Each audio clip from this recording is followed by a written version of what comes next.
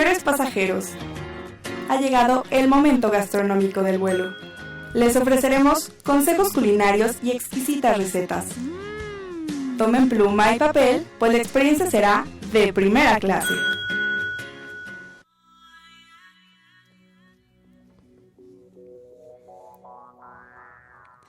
Buenas tardes, señores pasajeros. Gracias por continuar con nosotros. Estamos en el momento gastronómico. Estoy muy interesada en saber y en conocer un poquito de la alimentación kosher y de la historia de la michoacana.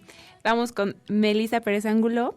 Mi nombre es Andrea Carreño y bueno, cuéntanos un poquito de la alimentación kosher, Meli. Bueno, seguramente todos en algún punto de nuestra vida hemos escuchado hablar sobre los alimentos calidad kosher o al menos hemos visto algún área exclusiva de estos productos en los supermercados. Alguna vez seguramente vimos el letrero de productos kosher y muchos así de ¿qué es esto? ¿No? Así es. Pero ¿realmente sabemos a lo que se refiere esta certificación? Pues bien, si no lo sabían, este es un buen momento para aprender qué historia hay detrás de este sello de certificación en estos productos. Fíjate que está muy interesante. La verdad es que yo en mi vida lo había escuchado y justo cuando llegué aquí a México todo el mundo hablaba de es que es kosher. Y yo, ¿qué es kosher? Como que en Morelia no se da mucho, pero cuéntame, ¿cuál es la historia de esta certificación? Claro, según el judaísmo, las leyes del kashrut fueron ordenadas por Dios a los judíos en el monte Sinaí. Moisés enseñó al pueblo y escribió los fundamentos de estas leyes y fueron transmitidos a través de las generaciones y eventualmente recopilados en el Mishnah y el Talmud. A ellos se le agregaron varias ordenanzas decretadas a través de las generaciones por las autoridades rabínicas como bayas para las leyes bíblicas que abarcan diferentes aspectos, tal como el considerar un régimen específico de alimentación. Muy bien.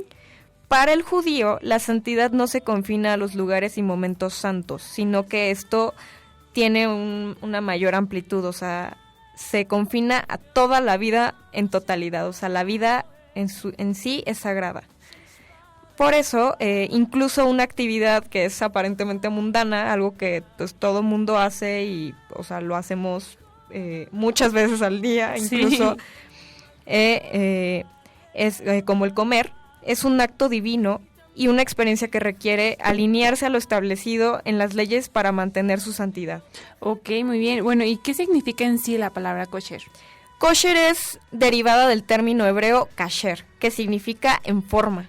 La comida kosher es toda aquella que las leyes judías aceptan, mientras que la comida fuera de dichas leyes es llamada treif, que o sea, etimológicamente hablando, se refiere a todo lo que no está en forma, lo que no va de acuerdo a la ley.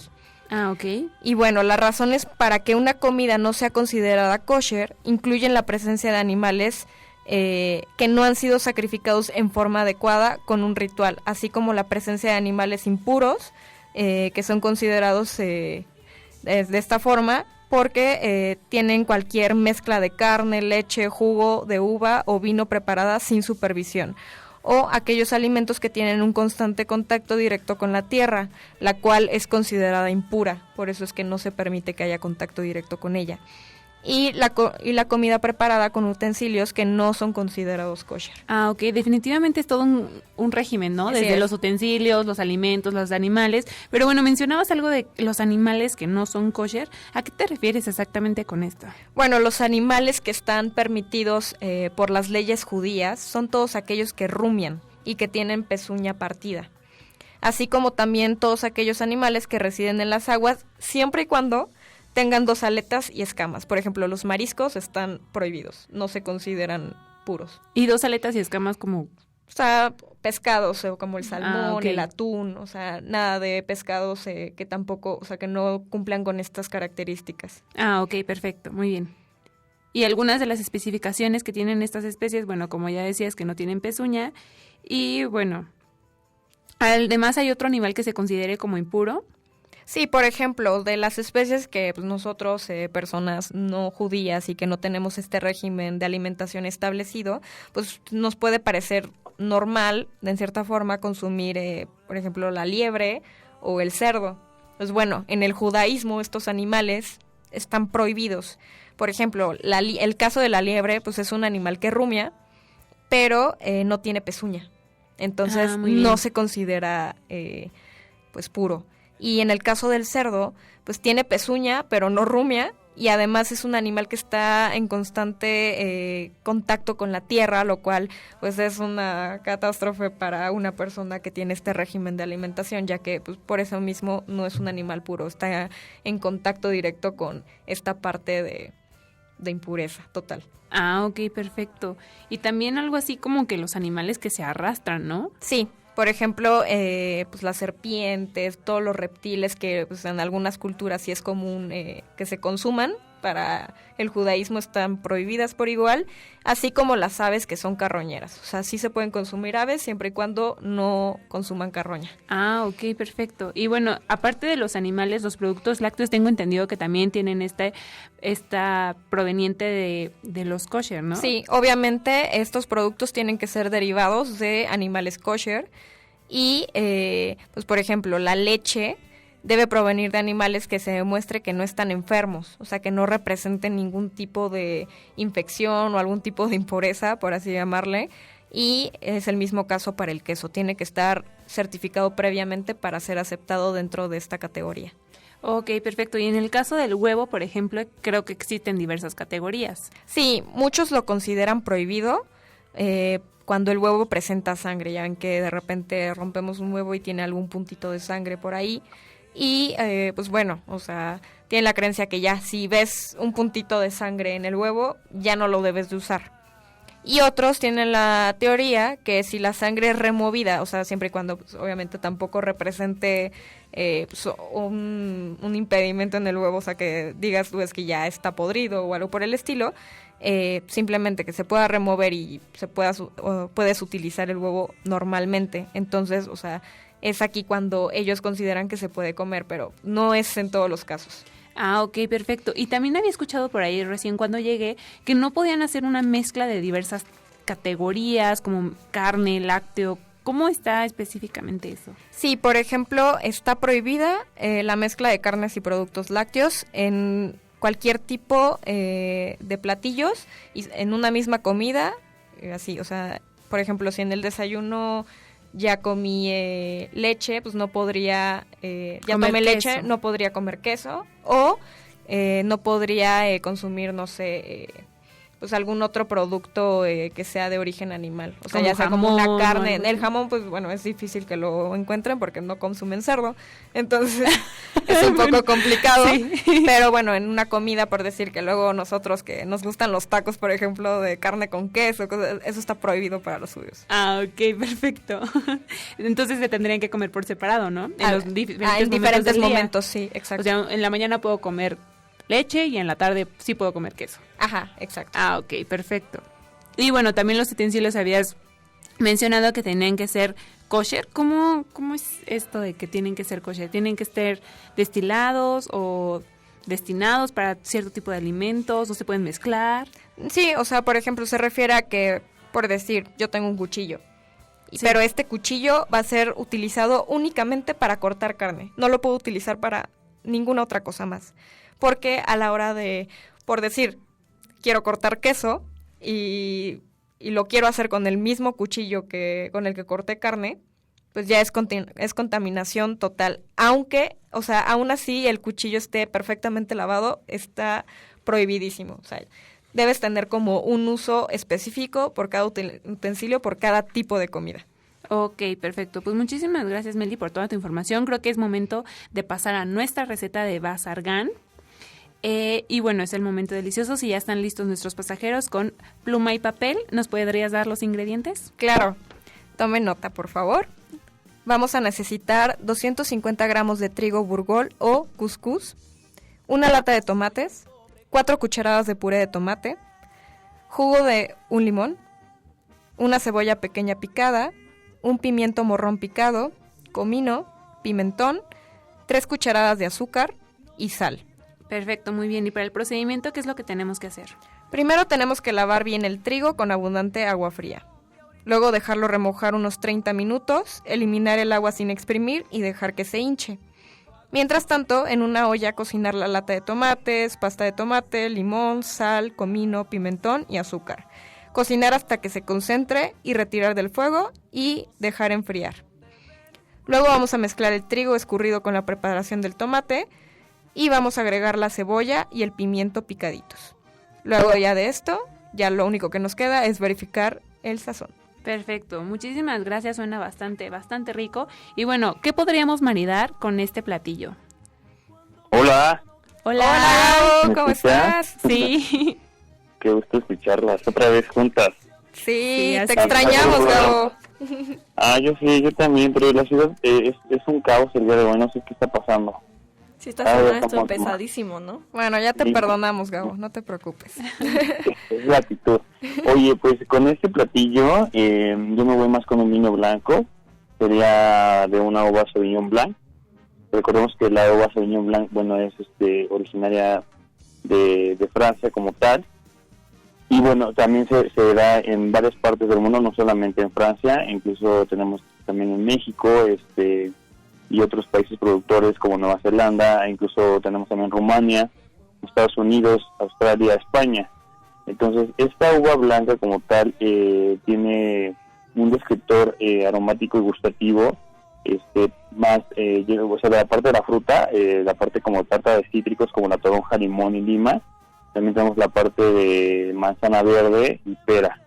Y también podemos encontrar grosella y un poco de durazno blanco. También podemos encontrar una gama aromática floral y de herbales, que son los que más que acá mencionar, es la parte de pasto cortado, un poco de pimiento verde, y tenemos también un poco como de piedra mojada en la parte de la nariz. Es una uva que nos da vinos, son secos, Ujú. y son de una robustez en boca de cuerpo medio más o menos.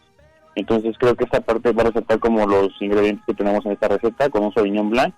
Yo les recomiendo principalmente de Nueva Zelanda o directamente de Francia, cualquiera de esos dos.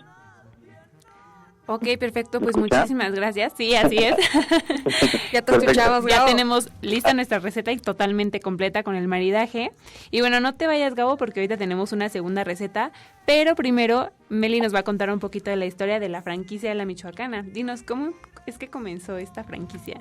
O sea, cualquier mexicano durante su infancia o incluso en su adultez ha consumido alguna vez en su vida un helado o alguna paleta de la famosa heladería La Michoacana. O sea, creo que no me equivoco. Sí. No. Por lo que se ha convertido en todo un ícono de la cultura gastronómica de nuestro país. A final de cuentas, o sea, sí es muy importante resaltar, hay muchos intentos de Michoacana, entonces hay que recalcar que esta es la original. Muy bien. Esta inició porque el señor Rafael Malfabón era dueño de una pequeña paletería que distribuía sus productos a los lugareños cercanos por medio de una recua de burros con unas cajas de madera que él mismo había fabricado para transportarlas. Su éxito se debió a elaborar sus paletas utilizando frutas de estación. De hecho, más del 78% de la paleta era fruta pura y esto las convertía en un deleite para quien las probara. Naciendo así, en los 30, en Tocumbo, Michoacán, nuestra legendaria Michoacana. Así es. Y al día de hoy, pues se ha convertido en una paletería y heladería emblemática, ¿no? En el país. Así es, ya cuenta incluso con 35 puntos de venta en todo el país y ya está registrada en Guatemala y El Salvador. Su éxito se debe a que fue la empresa pionera en la distribución de este tipo de paletas y de la elaboración de helados con método artesanal que refleja todo el arte culinario de México. Muy bien. Suena bastante interesante y bueno, es bueno saber de dónde nació esta famosa paletería. Y bueno, ahora sí vamos a la receta de las corundas, que muero por saber cómo se hacen. Entonces, bueno, ¿cuáles son los ingredientes? Vamos a necesitar 25 hojas de milpa lavadas, 800 gramos de manteca de cerdo, 1 kilo de masa de maíz, 1/4 de taza de agua, 1 cucharada de bicarbonato, media cucharadita de polvo para hornear, media cucharadita de sal, crema agria y queso al gusto. Perfecto, ya con los ingredientes, ¿cuál sería el siguiente procedimiento? Primero vamos a batir la manteca hasta que esponje por unos 10 minutos. Vamos a amasar la masa de maíz hasta que esté suave e incorporarla poco a poco a la manteca. Hay que batir. Luego hay que disolver el bicarbonato y la sal en el agua y agregarlo poco a poco a la mezcla. Seguimos batiendo. Ya una vez que terminamos de incorporar todos los ingredientes, formamos los tamalitos en forma de triángulos. Luego envolvemos las corundas en hojas de maíz y los colocamos en la vaporera para que estos se cuezan por aproximadamente 45 minutos. Una vez ya hechos, hay que servirlos y acompañarlos con una salsa de jitomate, crema y queso. Uy, suena bastante rico y la verdad es que también estoy muy interesada en saber cómo lo maridaría Gabo. Bueno, a ver, ¿ustedes con qué se les antoja? Ay, ¿Con qué tipo de vino?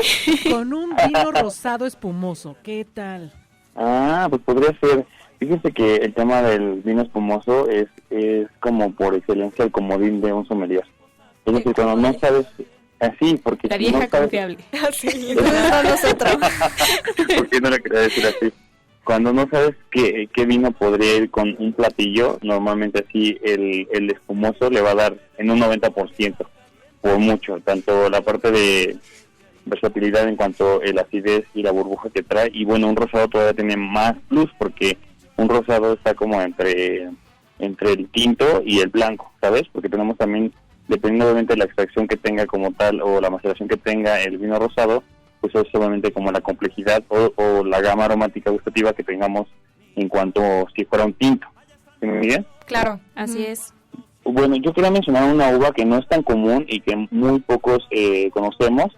Incluso, no sé si se recuerdan que se había dicho que hay más de 5,000 uvas para vinificar, entonces son demasiadas y a veces nos enfocamos mucho como en las más clásicas, pero en esta ocasión voy a mencionar una que se llama Gruner Veltliner, y se escucha tal cual se escucha.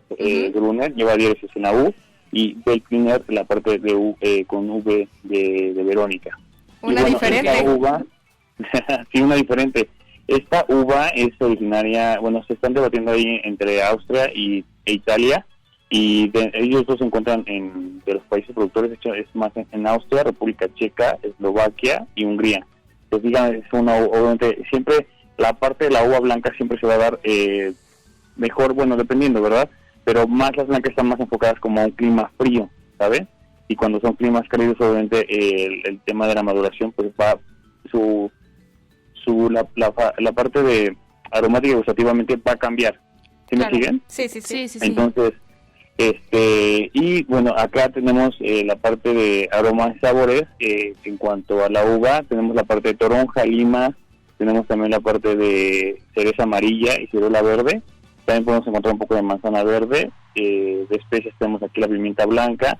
También podemos encontrar un poco de arúgula y berro. Es así súper compleja y es una uva que esta gama aromática es difícil encontrarla en una uva blanca, ¿sabes? Okay, entonces, sí. Creo que vale la pena mucho aventurarse. A lo mejor va a ser un poco complicado encontrarla, pero en tiendas especializadas en vino seguramente la van a poder allá. Entonces, a mí se me antojó mucho con este platillo, que a mí se imagina como si fuera, es como un tipo tamal, ¿no? Algo así. Sí, es un hace tamal. cuenta. Es un tamal, Entonces, nada más que está en forma de triángulo. Sí, entonces, y se me vino a la mente la parte del vino blanco, principalmente por la parte de la crema agria y el queso al gusto, ¿no? Esta parte, porque un tinto pues lo mataría completamente, ¿no? Sí, así es. ¿Sí me siguen? Sí, claro. Sí, claro. Pues ya tendremos que buscar este vino en algún lugar para probarlo. Sí, y bueno, me gusta mencionarles como la parte de los aromas y los sabores, porque pues obviamente al ser un programa de radio pues es más complejo como poder transmitirle a la gente, o cuando catamos los vinos en el programa, ¿no? Porque obviamente pues ellos no están viéndolo, y para catar un vino que utilizamos pues son 3 factores principales, ¿no? ¿Cuáles son? ¿Ustedes se lo saben? Sí. El gusto, ¿Vista? el olfato. Exacto. Olfato, vista, Ajá. No. Pues ya estaban, la vista, el gusto y el olfato. Pues sí. Exacto. Pues sí, no lo puedes tocar. Pues sí lo puedes sentir en tu boca. Los dijeron en sí desorden, puedes pero los decir. dijeron. Sí, de hecho también lo podemos manejar como tacto, la parte de la boca, porque pues sí es tacto, como tacto. Muchas veces nos comentan a los sommeliers así como que somos como, bueno, que lo somos un tanto pretenciosos cuando se genera una cata de un vino, pero obviamente nosotros lo hacemos en un tema profesional. Sin embargo, si tú vas a degustar y a disfrutar de un vino, obviamente si te sirve saber de qué manera catas un vino para que lo puedas obviamente pues leer de una manera más amplia, ¿sí me sigue? Claro. Sí. Entonces, obviamente de eso te va a ayudar a que tú desarrolles como esa parte, pues la parte de la vista, ¿no? De cómo observas el vino y a lo mejor cómo lo vas a encontrar en la boca, y por ende puedas desarrollar la parte del olfato, en la parte de la nariz, y obviamente cuando percibes en el gusto, porque muchas veces vivimos tan apresuradamente hoy en día que no le ponemos atención a eso. Hay muchas personas que comen y beben solamente porque pues es de las necesidades, ¿no? Sí, sin embargo no lo hacen por placer. Sí, no le Hay ponen gente que sí atención lo a hacemos esos como detalles. yo y como ustedes, ¿no? Claro. Y más obviamente cuando te dedicas a un tema gastronómico y en el mundo de los alimentos y bebidas, pues obviamente como desarrollas eso, pero cuando no te dedicas a este ámbito, como que dices, sí me gusta, pero pues lo dejas hasta ahí. Entonces, bueno, una guía muy básica es la parte de la vista, que ahí analizamos la parte del color. Recordemos que la parte del vino blanco, cuando más viejo va a ser más hacia el oro, y cuando es más joven va a ser más hacia lo pálido, amarillo, ¿no? La parte del pastizo, ¿no? Esa parte, o sea, incluso a veces hasta puede ser vinos como casi transparentes, por así decirlo. Podemos observar obviamente que el vino sea limpio, que sea brillante, que no sea turbio. Recordemos que el vino pasa por un proceso de filtración, con lo cual obviamente le quitan impurezas al vino después de la fermentación. No todos los enólogos y no todas las bodegas lo hacen, la mayoría sí, pero puede ser que nos encontremos un vino que esté turbio. Esto no quiere decir que esté malo. Simplemente es una característica. Exacto, del vino como tal. Y bueno, también podemos encontrar la parte de analizar la viscosidad o la efervescencia en caso de que haya burbujas, ¿no? Y la viscosidad es la parte de las lágrimas o de las, ¿no? Cuando tú mueves la copa como tal. Y bueno, rápidamente, para no demorar tanto, tenemos la parte también del olfato, donde analizamos la parte de la intensidad, qué tan aromático, no tan aromático es, el carácter olfativo, ¿no? Si es agrutado, especiado, herbal, animal, etcétera. Claro. Y la calidad aromática, ¿no? Cuando son vinos ordinarios, distinguidos, etcétera. Y la parte del gusto, ahí analizamos la parte de qué tipo de ataque tiene, ¿no? Corto, ligero, tenemos la parte del cuerpo, ¿no? Si es medio, si es corpulento, si es robusto, ¿no? Un vino más complejo. Analizamos la parte de la acidez, la astringencia, el alcohol y obviamente la parte de los aromas retronasales. ¿Sí saben cuál es el retronasal? Sí. ¿Cuál es? Para los que no saben, que nos están escuchando. O sea, es como el aroma que te queda, o sea, ya una vez que diste como el trago, o sea, como los aromas resultantes, ¿no? Después de ese trago, Sí. O sea, no es como el inicial, o sea. Y también esa parte que sacas de oxígeno como por la nariz, y toda esa gama aromática que tú descubres ahí. Eso es como algo muy básico en cuanto a hacer una cata de un vino. Después a lo mejor con más calma lo podemos hacer en el estudio y pues explicar de una manera un poquito más precisa. Pues muchísimas gracias, Gabo. O sea, la verdad es que ya nos dejaste con las ganas de organizar un guión de cata aquí. Así Lo es. tenemos que hacer para el siguiente programa, lo hacemos. Sí, por favor. Me parece perfecto. Para que estén pendientes. Así es. Y más con la uva, ¿no? La que nos mencionó. Sí, exactamente. Súper. A ver si Esa, la con podemos esa. probar. Así es. Pues bueno, pues ya tenemos que hacer un corte para después continuar con nuestra siguiente sección, que hacemos el fin. Muchísimas gracias, Gabo. Que tengan un increíble fin de semana. Gracias, Igualmente. igualmente. Así es, señores pasajeros, tenemos que hacer otra escala en nuestro vuelo. Vamos a regresar con ¿Qué hacemos el fin? Las sugerencias para disfrutar este fin de semana aquí en la ciudad y sus alrededores. No se despeguen de sus asientos porque también cerraremos el programa con la segunda parte de la entrevista con nuestra invitada de hoy, Montserrat Galván, alumna de gastronomía del Campus Sur. Les recuerdo nuevamente nuestras redes sociales, en Facebook y YouTube nos encuentran como Primera Clase 1670 AM. Nuestro Twitter es @pclase1670am. Son las 7 de la noche con 23 minutos. Mi nombre es Verónica Palavicini. Gracias por volar con nosotros en Primera Clase. Transmitimos en Radio Náhuac 1670 AM. Eleva tus sentidos.